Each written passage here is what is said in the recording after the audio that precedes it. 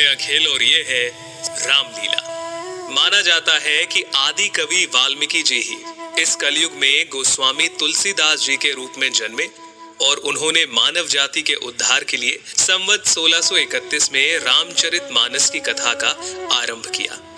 गोस्वामी जी स्वयं कहते हैं कि 4 वेद, 18 पुराण और सभी शास्त्रों को पढ़ने का फल आपको रामचरितमानस से मिल जाता है।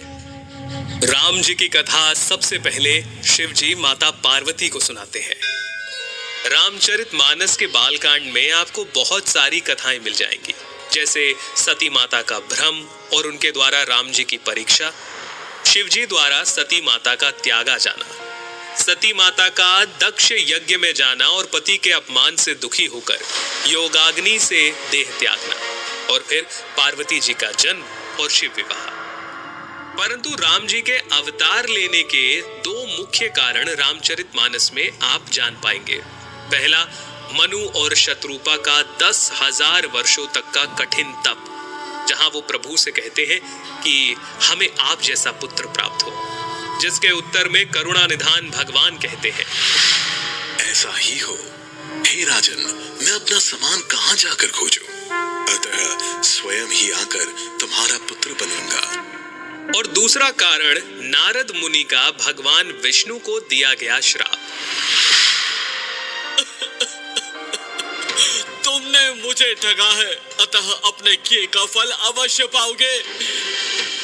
तुमने हमारा रूप बंदर सा बना दिया, अब बंदर ही तुम्हारी सहायता करेंगे।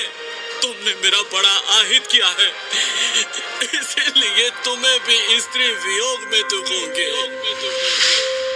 एक ओर जहां राम जन्म की भूमिका बन रही थी, वहीं पुलत्स्य ऋषि के कुल में जन्म हुआ भाइयों समेत 10 सर और 20 भुजाओं वाले प्रचंड पराक्रमी रावण का।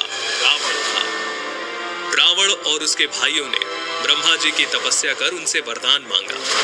रावण ने कहा, हे जगदीश्वर, वानर और मानव, इन 2 जातियों को छोड़कर हम किसी के मारे ना मरे।